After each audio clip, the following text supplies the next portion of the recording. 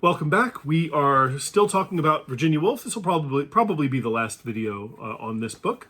I know, as I said at the very beginning of this series, there are certainly people who have made entire careers out of Virginia Woolf, who have probably spent a lot of time on this book, much more than I have. I mean, I've taught it a couple of years running, but still, much more time than I have. And if you are an expert on Virginia Woolf and or this book, I would love to hear from you, and I would love it if you would provide your ideas and tell me sort of what you think as well. But I kind of want to wrap this up, as I seem to be doing these in 5 book chunks. It seems to be my pattern, or 5 video chunks, I should say. It seems to be the pattern I'm doing. So, some final thoughts about A Room of One's Own and the things that I liked, and the reason why I want to use it as a course text, I think is maybe a good place to start. I've used it as a course text a few times.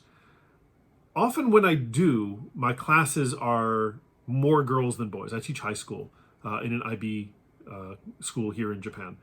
And very often the class is more girls than boys. For some reason, that's how it tends to shake out. And it's not intentional. I choose usually the books before I even know who's taking my classes. But nevertheless, I do kind of enjoy that idea of talking to these young girls and finding out from them what they see familiar in A Room of One's Own, because I certainly see familiar things, but then again, I'm not a woman, right? I don't experience the world of women the way women do. And so I think there is a lot of resonance in this book for a reader in the year 2024, even though this book is almost 100 years old. And I think we can see in our modern day, we can see certainly the idea of women, first of all, I mean, let's pick a place to start. Women trying to make their mark on the artistic world, not just in literature, which is what Woolf tends to focus on, but in music and TV and movies and all sorts of places. Women today still have a problem making their mark. They are still not represented as strongly as men are. And when women do kind of stand out, you see a lot of men complain and get very, very upset about this sort of thing. I will point you back to Gamergate of years yore, which more or less started when a woman made some YouTube videos about how a lot of the presentation of women in video games was sexist, bordering on misogynist, and that made a lot of men very, very angry. And I wish it hadn't, because the reason it made those men very angry is because they are weak and insecure and petty little babies. But that really, really demonstrated how you could have a woman trying to make a point, a woman trying to put her ideas out there and trying to tell the world how she sees the world. And there's this immediate backlash from men because they don't want to see women doing that. They still believe that women should occupy a lesser position. And they won't say that. They won't come out and say that outright unless they will. There are, of course, people who will absolutely say that women should still be in the kitchen barefoot and pregnant, not making anything. But yeah, when you do see successful women, they have to really, really, really fight for their place. They have to be really good. And they often have to make a lot more sacrifices. They have to be a lot more careful than a man does in their field. Men have been able to be terrible people and still very successful in the arts. But women, as soon as they, cross certain lines of behavior or decorum, or they just talk too much, they find themselves not getting the roles they want on TV or movies, not getting the books that they want to do.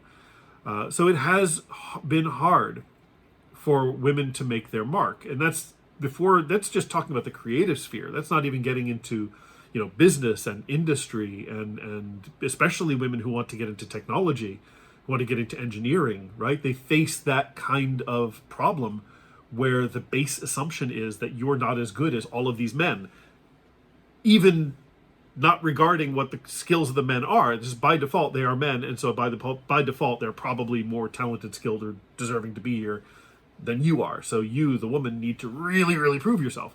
And that's something that Woolf is talking about in her book, and it is something that is still true today. And I think that a lot of women reading A Room of One's Own are going to read, and maybe, again, as I said before, I'm not a woman, but I reckon you would feel, number one, a little bit, maybe not comforted isn't the right word, But at the very least, you recognize something and you're glad that somebody's saying it and somebody's talking about it. But at the same time, incredibly frustrated because Virginia Woolf was talking about it 100 years ago. And that a lot of what she's saying, and we've made progress has been made, but a lot of what she's talking about still exists. A lot of the problems that she's talking about still exist. And I imagine it's incredibly frustrating. I imagine it really, really is. And I imagine if you're a woman watching this video, you're probably making the face that goes, oh, look, the man is figuring it out. How cute, right? You know, it's like when a dog balances a thing on his nose. Anyway, yes, I mean, you're not wrong, right? It's a life experience that I don't have. And so for me, things that a lot of women learn just by existing in the world are things that I need to learn by reading people like Virginia Woolf. And that's why I think it is so valuable for men especially to read books like this, because these aren't things that we would have thought about, or they aren't things that we would have encountered. So when I teach them in my class, I'm glad that I have girls in my class, because they are kind of getting a vision of what they're getting into, because they're teenagers, but they're getting a vision of what they're getting into, and they know that women have been working on this problem for a long, long time. And I like having at least one boy in my class, which it seems to turn out that seems to be how it is. It's a bunch of girls and one boy. But I like having at least one boy in the class because he wouldn't run into these problems in the course of his life. He's going to have a whole other set of problems, but not these. And I think it's good for him to read about them and to understand that this is what the women that he's going to know in his lifetime, this is what they're going through, and this is what they are encountering. And perhaps he can use his position of privilege. There, I said it. I got through 5 videos without saying the P word, and I got there until now. But maybe using his position of privilege to help make things easier for the women in his life, because he knows to at least from a book, he knows sort of what they're going through. So that's why I think this book is really important to read today. It's why I think it should be taught. I think it should be part of the standard high school curriculum, frankly, for a lot of people. It's very valuable. I think it's also really interesting in that it is, in a weird way, hopeful. I think there is some hope in the book. She does say at one point she's discussing whether you can adequately compare 2 different careers, right? Can you compare, say, a nursemaid to a lawyer or something like that, say which one is more valuable and things of that nature. And she does say maybe in 100 years we won't be making these comparisons. Maybe in 100 years we will acknowledge the work that women do and the value that that work has. I'm so sorry, Ginny. It didn't happen. But nevertheless, she does seem to be kind of hopeful. At the end of her speech, she says to the women that she's addressing, she says, you need to carry this on. You need to be standard bearers. You need to get out there and write, right? Not just fiction, not just poetry. Write about everything, philosophy, economics, anything you can get your hands on. You and the girls, the women she's talking to are college students and just starting their careers. She's saying, you need to make this happen, because the more examples of women who put themselves out there, the more women who succeed in the world can show as examples for other women.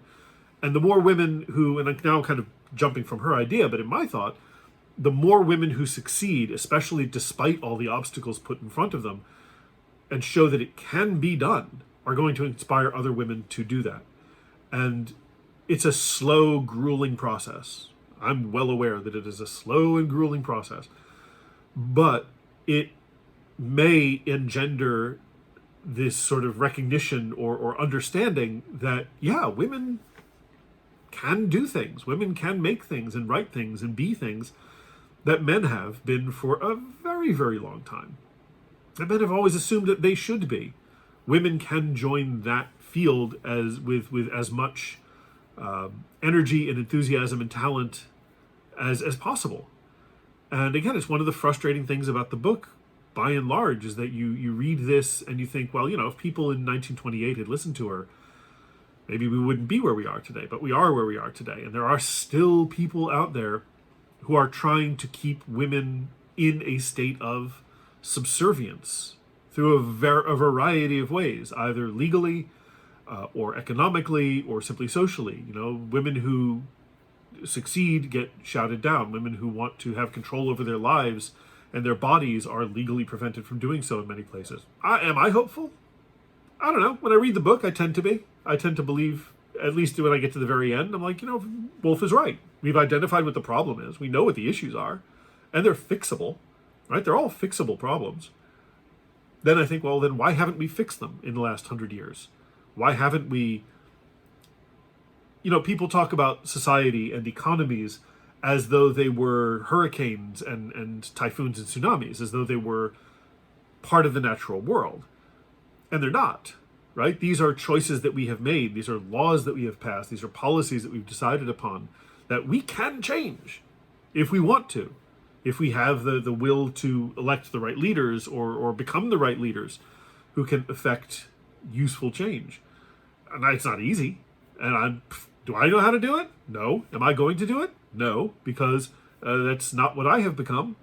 I'm a high school teacher. There's a hard ceiling on the amount of influence I have. But nevertheless, if it's something that we as a society think is important, then we should be able to make that change. And we should be able to find a way to make sure that women, that everybody has the financial independence, right? The 500 pounds a year, as it were, the economic base to live on, and be able to then express their creativity and do the things that they want to do, and that they have control over their lives. They have that room of their own with a lock on their door where they can do the things that they need to do without being interrupted, without being interfered with. I think everybody needs that. It's just that more men have been much more likely to have that than women, historically speaking. So, yeah, so why is this book worth reading? Because it's good. It's beautiful to read. It is still true. It's immensely frustrating. It is eye-opening.